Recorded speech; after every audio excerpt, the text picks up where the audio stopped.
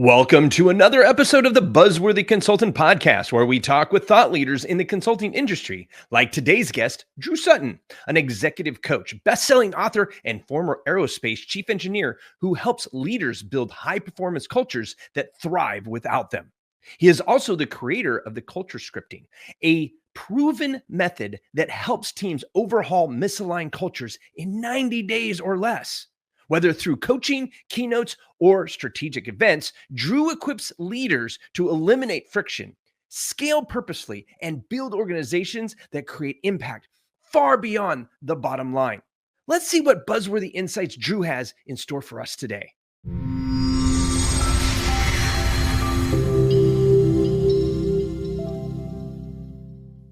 Welcome to the show, Drew. How are you doing today? Man, I'm good. It is such a thrill to be here. That's awesome. Thank you for coming. And yeah, you're calling from where in the United States? Kentucky, the middle of Kentucky, Lexington. Kentucky. That's so funny you say middle of Kentucky. Reach out your hand. There's another state right over there. So yeah. Oh, you said Kentucky. I think in Connecticut. I am so sorry. Kentucky, I love. That is a gorgeous state. So Kentucky fried chicken, right? Kentucky itself looks like a fried chicken leg. Yeah. And so it does. And so right there, I'm kind of in the middle. Okay. So you're in the bone. You're like that little bone part, or you're like the cartilage piece that everybody ends up chewing on, trying to get the last piece of meat off of it. I love it. I love it. So an engineer, 30 patents, right? Is that, do I have that right? That is amazing. And then and then you go into, you're now a consultant, which is amazing to me because you went from engineering into people. I guess maybe you're a people engineer now. Is that how you feel the transition has felt? This comes up super frequently. People are like, how did you go from engineering to people management? As if engineers are like robot pariahs, like there's just like the stereotype about us. But well, the stereotype is that engineers are not very people oriented. Like even when you look at DISC, right? Yeah. Right. And you're sitting there like, one of those is an engineer. You're just like, okay, got it. Yeah. Well, so maybe as an ambassador from the engineering side of the world, the way that we express love is by making things for people. So we actually are really interested in making cool things for people. And then we give them to people and people are like, you're weird. And we're like, what happened here? So I love it. I love it. So you okay, go ahead.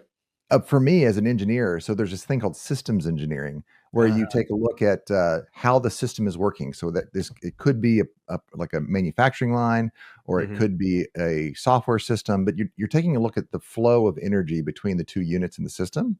And when you look at it that way, people are just like this soft system. And the question is, how do I make that system as healthy as I can for the units, the people in it, and for the information that's traveling? I love that. And I mean, speaking of systems, I mean, companies are just systems too, right? Companies are just and systems. The people that come into the system, and you have poor systems and bad and good systems, right? And it's one of the frameworks that you were talking about, talks about the culture, which I feel like culture is one of these things that, I'm going to date myself. I mean, back in the 80s, when I started working in bigger companies, like I was coming out of high school and I'm learning, like, they started talking about culture, and it's just always this nebulous thing that, like, unless you were in the management space, it was just like, can I just do my work and go home? Like, that's all I need to do. Right. Type of thing. Yeah.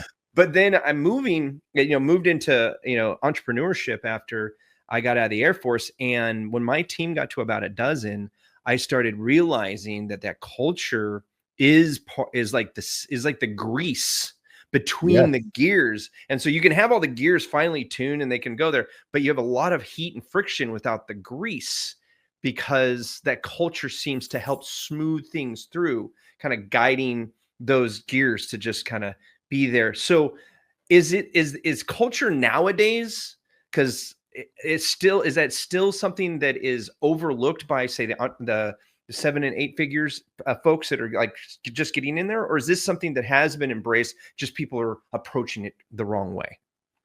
I think people are aware of it. Peter Drucker was writing about this in the 70s. Peter Drucker says that culture eats strategy for breakfast. So we all like the idea of strategy because we all like to think of a chessboard that, if I do these moves, then I'm guaranteed success. We think that's what strategy is. Strategy is actually, you can only execute a strategy that your people are willing to execute. Oh, I love that. If you take we're going straw man hardcore to the one side. Navy SEALs, those people are nuts, like in a respectful, good way, but like they Right. literally all volunteer, and every day is the only easy day was yesterday, and they just dig in. You can do things with a platoon of 6 or 12 Navy SEALs that you cannot do with a platoon of 12-year-olds, right? So Right. Yeah. it is, what is True. the team willing to do, and how do they see each other? And so Mhm. then it becomes really nebulous. And we'll get into some ways to kind of move that out. But yeah, culture is more important than ever now because we have 5 generations in the workplace. Jeez You, Louise, isn't that crazy? yeah, it used to be you were a boomer or a Gen Xer, which Gen Xers and boomers are very similar in a lot of ways. And they Sure. basically are like, look, we just need to go to work. We're going to work hard, and we're not going to talk about how much this sucks or doesn't suck. We're just getting the job done. Right. Millennials come in, and millennials are saying, I want to matter in the world. And Gen Xers are like, let's just get your job done. Yeah. And so the Get her cultural done. scripts that we walk into the world with, they're not the same anymore. And so now it's our job as leaders to master culture, which wasn't something we had to do 20 years ago, even 10 years ago. Yeah, I definitely see that. It seems like the generational gaps it used to be like over 20 years, like the boomers were what, 1940 something to 64, like it was over 20 years, right? And the Gen Xers were like 65 to 81. So that was less than, and then then the millennials were what, 81 to 95. Yeah. 98. So Like it seems like it's got, but then the greatest generation was like I 1912. think it was, Like I think it it was was like, 4 BC to about 1912. That was the greatest generation. that's the greatest generation, right? Yeah. Yeah, that's right. Okay, yeah. I, So I I was mean, yeah, it seems like the gaps between them are getting, and now you have micro generations. Like, so how is it? So now you're talking about culture for like not just, you're saying what, four generations that are in the workforce still. yeah. And then you have micro generations on top of that. So how are we supposed to manage that many outlooks on life? Because I mean, that's really what we're trying to do, is we're trying to harness your outlook on life versus my outlook on life Yeah. to then do something in the outlook of what, or the outcome we're trying to do in the company. Yeah. Real quick, I'll tell a story about micro generations. I was Okay. recently told, so I was born in 1983. And Okay. so I was told that I'm the Oregon Trail generation because I grew up without a computer in the home, but I would go and play on the Apple II and play Oregon Trail at school in the computer lab. And so I'm an Oregon Trail millennial. And I thought to myself, as I was hearing my friend tell me this, that there is nothing more millennial than saying I'm not actually a millennial, right? Oh Like my that's gosh. it's such a My meta wife was moment. born in 1981, and she's called a zennial. Yeah. So like, So now yeah, there's micros. Like, yeah. Well, so I think one of the things, and this is, we talk about leadership. It's our job to create a cultural thread within our organization. Actually, a lot of cultural threads, but that's. And let me just illustrate this. I have this friend named Nick. I like Nick a lot. Nick likes me a lot. We live in 2 separate cities, but like we're really close. And so his kids are younger than mine. We live in a separate city, but we really like each other. We would be best friends, I think, if we lived closer and our kids were slightly better aged, right? So there's this like high affinity and Right. value structure. COVID happens, and we don't see each other for essentially 2 years. We exchanged some emails. We pinged each other on Facebook. We get back together, and I was like, "Hey, man, what's up?" And we spent the most awkward 30-minute conversation I've ever had in my life. Now, remember, this is a person I probably would be a best friend with Sure. because we weren't watching the same ball games. He was binging these videos. I was binging these videos. So our cultural threads pulled us apart when the affinity was there. Now you go to a workplace and people don't have an affinity. I mean, you have somebody that's far right, somebody that's far left, pink, purple, whatever, right? There's a lot of things that don't mesh up. And if you as the leader don't provide that cultural thread, that common ball game for us to go talk about, we don't connect. And so now it falls to us as leaders to create those threads. And you have, I mean, not just generational. Now we have multicultural as far as world views go, because you have now offshoring, insourcing. So you have people who are coming, so you're dealing with people who are still in their culture, in their countries, versus bringing people from other countries into our country. And then they're adapting to the country while they're adapting to the work, right? So you have all of these idiosyncrasies of the people, depending on the size of your company, obviously.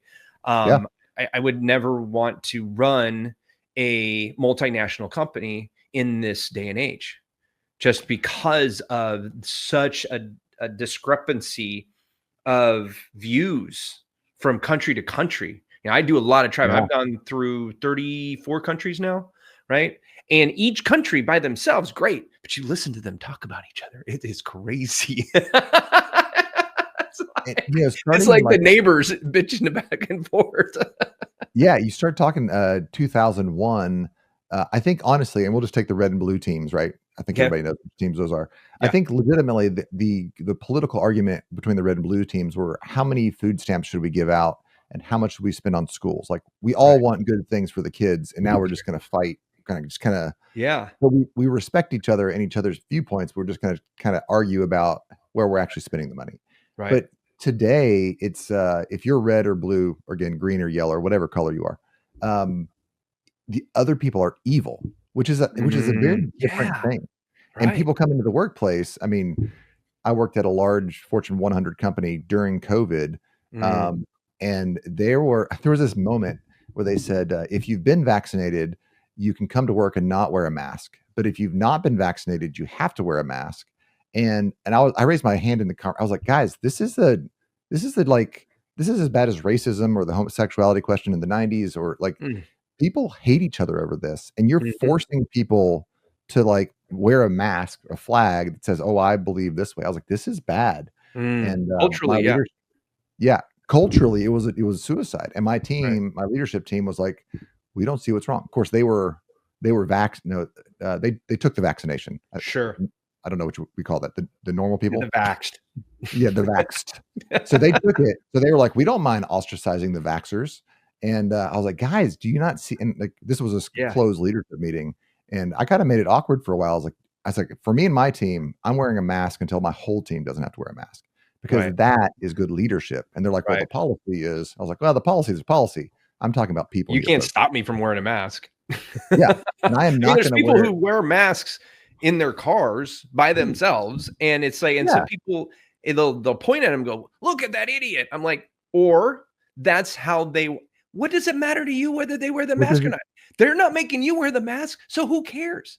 Right. And are you taking this moment as a leader to say, I'm choosing to wear a mask as long as everybody on my team, because I don't want to expose somebody on my team? Or are you taking this opportunity as a leader to say, hey, let's create division. Let's let's bring out stuff people don't want to talk about. I mean, the analogy is, can you imagine in like 1992, if you were a homosexual, you had to wear a badge that said you were a homosexual? Like that was for those that weren't in the business world at the time, that was like people got fired and ostracized, and like that was a tense topic. Yeah. So this is like a straw man of how important culture is, but it also plays out on smaller levels too. Yeah, I think that at the smaller levels, sometimes it is even more important. I remember when I first started talking about culture in my company, that it was, people looked at it and said, are we big enough to worry about that? I was like, we are so close that we have to. Otherwise, there are types of bonds that will be unhealthily created between us, and it will block us as we grow from being allowing the new people coming in, because we'll become too tight, right? And there's such a thing as like too integrated, right? And it's like, oh, now that person, like, oh, the cool kids at school, it's like, oh, there's the new kid, and now you got new kid syndrome, right? And it's like you're trying to get your job done, make your boss happy, and get along with the kids that are there. And as an Air Force brat, I know exactly what that looks like, right? Yeah. So I was never part of the cool kids club because I was never around long enough to be,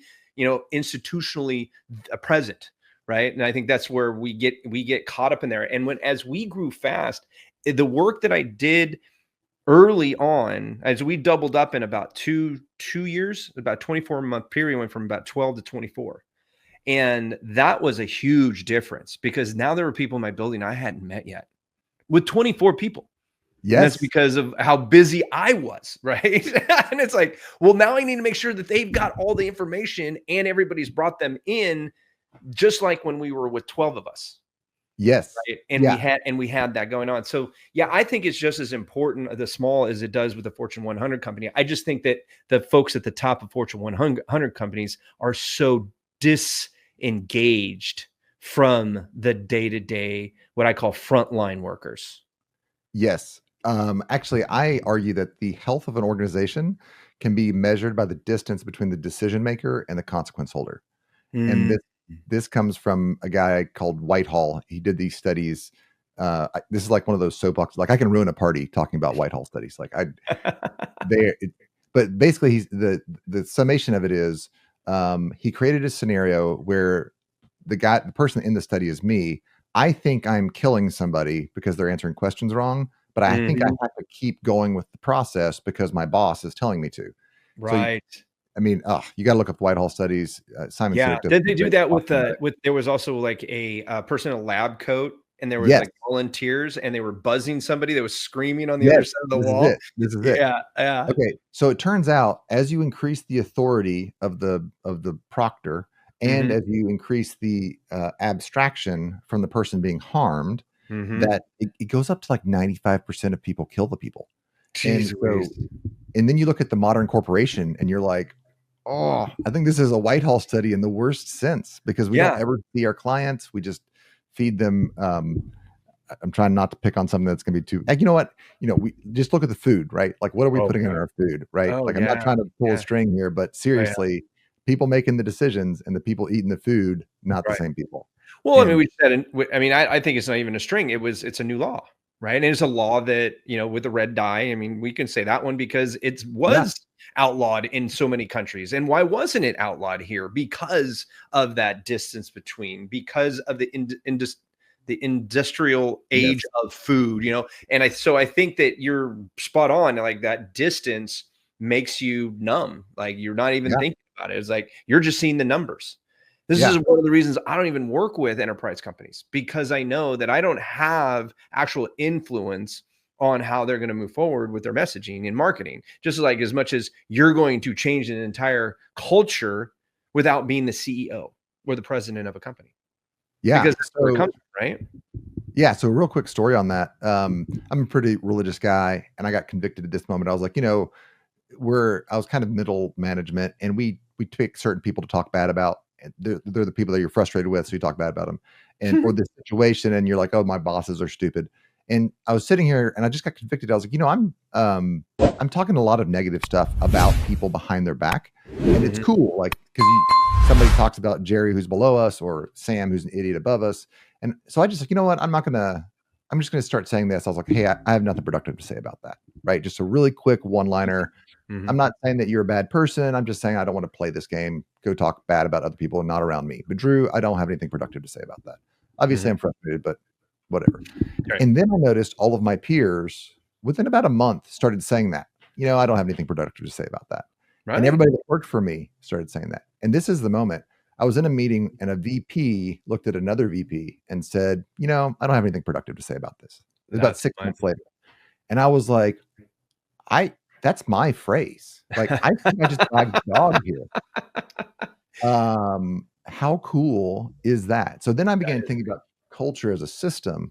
Somebody's always running your culture, right? And if it's not you, it's somebody else. And generally it's a mutiny, right? So you as the leader want this, but somebody down in your down on the ship deck is complaining, and you got to get rid of that stuff, like hard. But as you and I know, you can't just get rid of stuff. You have to replace it, right? You can't say, don't think about the pink elephant. Now we're all thinking pink elephants. Right. You can't say don't. You have to say do. Right. And so, so the story about how I kind of got into culture scripting, which is what I do now. I was 28. I didn't like my engineering salary. I liked my buddy's life insurance salary better. So I went and I said, hey, can you set up an interview? I went and I did the interview, and I very rudely stopped the guy in the middle. I was like, listen, I got math. I understand it. I can run an Excel sheet. I don't need that. What I don't understand is how to sell. And he goes, oh, that's easy. We have 40 scripts. And I said, what's a script? And so for the next 5 minutes, he begins to tell me why I should cash out my 401k and buy an annuity with him. And I walked out of that interview with an annuity. I was like, what just happened here? How did I came in for a job and I walked out with an annuity.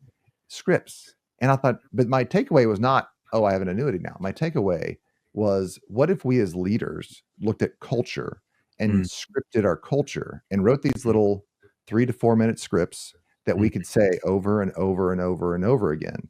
And mhm, and then everybody in our team knows where we're going. It's just like a bus. Like you get off mhm, the airplane and you go to your transportation. And when you look at the bus, if you want to go to the beach, you look for the bus that says beach on it. And if mhm, you see a bus that says mountains, you're like, well, that's not me. So there's mhm, no tension here. But we as the leaders need to clearly say, this is where we're going, folks. This is mhm, how we're going to get there. This is who mhm, we're going to be on the way. I mhm, want you on the team. I got a spot for you and I want you on the team, but we're mhm, going to the beach, not the mhm. mountains.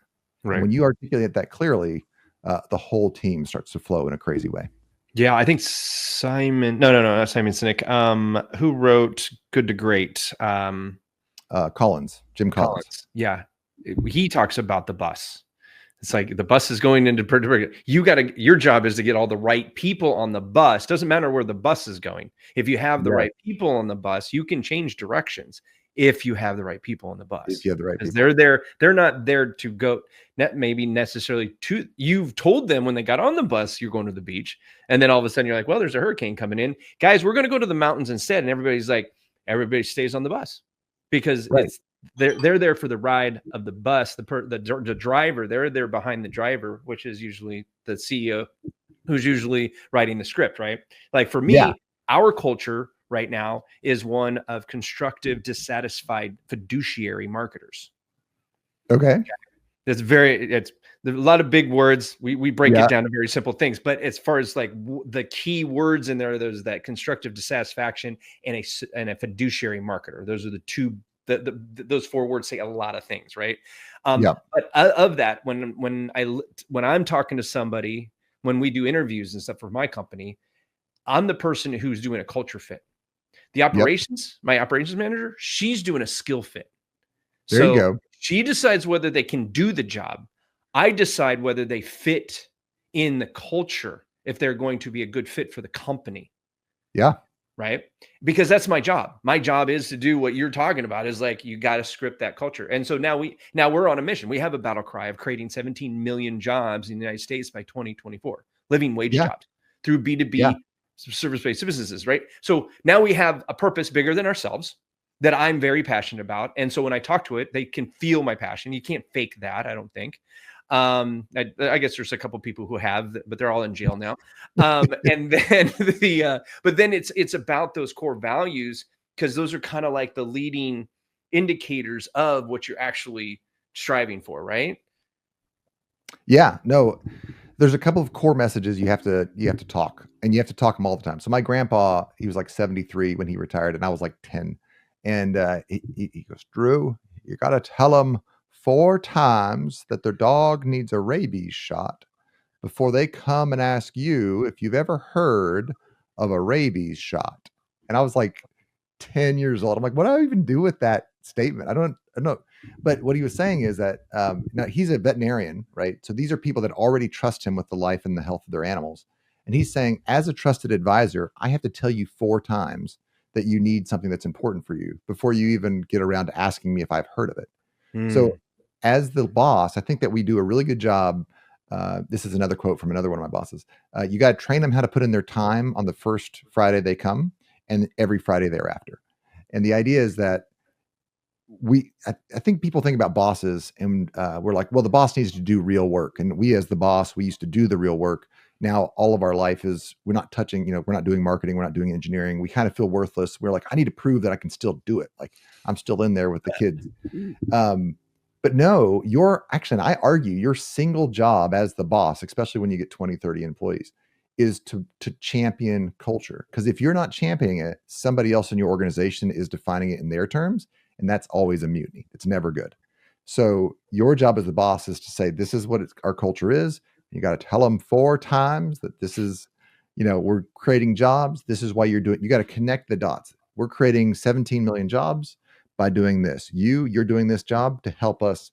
And once they get that mission and they see how the whole thing fits together, they get excited. And then they start taking care of each other. You look at the Marines. I realize you're Air Force, but there's Mm-hmm. no greater culture engine in the world than the Marines. You take a whole bunch of 18-year-olds that are just, I mean, we were all 18. No, Right. no judgment here, but not a consistent unit, right? You shave Right. all their head, you put them in the same outfit, you give them the same mantras, you put them on a long walk and have them chant the same words. Then you have them lead each other in the same words, and they come out still different, still amazing as individuals, but they come out as Marines, right? You have created Mm-hmm. this culture. So leadership is about setting the culture and the target, and then your team being empowered to go execute that target, which again, the Marines do an amazing job of. How do we as leaders of small businesses, medium businesses, enterprise businesses create that culture without destroying the individuality and diversity that we need? That's like a fun question, but it starts with you as the leader understanding where you're going.